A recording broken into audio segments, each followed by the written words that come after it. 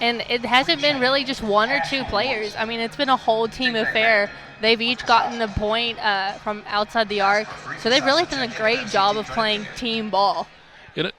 Looking at some of the action from the first half, there you see a jump shot up and good for Letourneau. That was Whitfield, Kiana Whitfield. How about Shadrika Pearson? 10 first half points, 4 out of 6 from the field.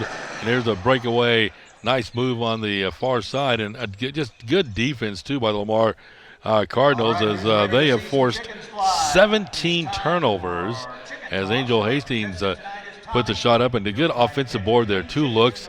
Amaya Collins actually was fouled on that play, went to the free throw line, and was able to hit those free throws on a follow-up there. 44-27, our halftime score here at the Montaigne Center. Lamar, again, with a big second quarter, has the lead. Lamar outscoring Letourneau 29-11 in the second quarter after trailing by a point at the end of the first quarter. Lead it here 44-27. So Lamar, again, that big second quarter made the separation. And if you're Lamar, you just want to come out in the third quarter, do not take your foot off the accelerator. Just pick it up where you left off. And this is home for Lamar. Yeah. I mean, this is their favorite place to win, and they're used to winning here. I mean, they had that long streak for the longest time, and so winning here is really important to them. You know, speaking of home, they return back here this coming Sunday afternoon against the University of Denver. Might remember last year, Mo Kennard for the Cardinals had 58 points up in Denver and an overtime loss. So the Cardinals are, getting ready. Just, can you believe this? Just one more game. That's this coming Sunday against the University of Denver on the 8th. And then 10 days later on the 18th, conference play starts on the road in Hammond against Southeastern Louisiana. So you've got a game and a half basically for Lamar women's basketball to get ready for the start of conference. Back home on the 21st of December against Northwestern. They've added a couple of conference games this year from what the conference has had in the past. That's why you're seeing the conference start in December rather than the usual January. Yeah, conference will start a little bit earlier this year, and I mean, it's game time. I mean, you're going to lay down the law right now because conference starts so soon. You don't have that time to kind of pick your mistakes and fix those before conference starts because conference is starting soon. You know, and it's going to be a new look for the Cardinals. Obviously, a lot of new players. You lost 2 first-team all-conference players from a year ago, and Lamar, they are the 2-time defending conference champions, so you know they're going to have a target on their back. And, hey, Coach Awkward Franklin will have these girls ready. I talked to Jaden Pimentel actually at the end of last year. I mean, she's got 2 rings already her freshman and sophomore season, so she's going to want to keep that trend going. And again, you got to pick up those wins on the road just like you do at home, as the Cardinals do. And here's a look at Letourneau from American Southwest Conference. They take on Centenary on December 7th, and they get ready for their conference in January at McMurray, at Hardin-Simmons. So they have their work cut out for them. Yeah, it's going to be a great conference season for the Lady Jackets. I mean, they're getting these games out right now, fixing their mistakes, doing what they need to do. That way they can be strong and grab that conference champion for them. You know, they're going to get a home game on the 7th against Centenary out of Shreveport. Then they get, after a road game, they have 3 consecutive home games against Center, Benedictine, and Blackburn. Again, we're at the Montaigne Center. Lamar 44, Letourneau 27 in non-conference basketball action. 44-27 here at halftime with the Lamar Cardinals and Letourneau, both teams back on the floor. Harold Mann, Emily Sterling with you, looking at some of the numbers. Letourneau actually led 16-15 at the end of the first quarter, Emily, but then the Cardinals came out red hot, outscoring the Yellow Jackets by 18 points in that second quarter, 29-11, to get some breathing room as we get set to head into the second half.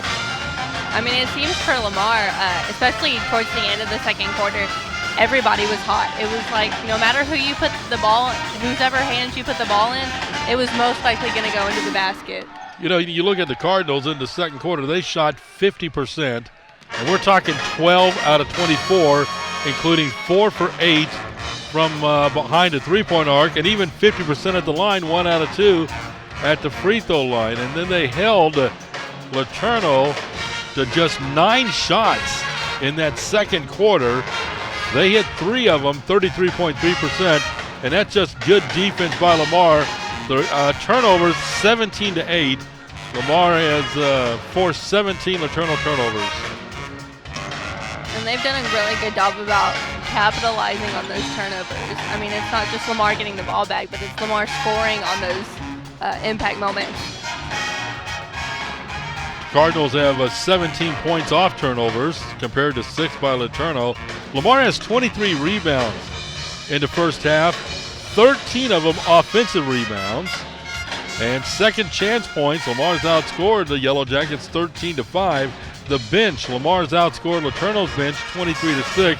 So really, in that second quarter, all aspects of the game has switched to the hometown Cardinals. And you look at Lamar's bench, and they've done a fantastic job about making those plays when they come in. I mean, you don't have to rely on just your starting 5. You have that security that your bench players are going to put points up for you. Getting set to start the third quarter here at the Montaigne. Lamar men return home this coming Saturday afternoon game against the Rice Owls. And the Lamar women, as you saw during our graphic at halftime, back here on Sunday afternoon against the University of Denver. Then conference starts. And that's when the big guns come out, is during conference. And I mean, even though Lamar isn't the team they were last year, they still have that massive target on their back with being the 2-time back-to-back conference champions. They'll be ready. Good look at some of the Cardinal fans. Oh, Richard LeBlanc over there in the Cardinal ball cap. There you go, look at Richard. The referees in the stands. They got to help the ones on the floor.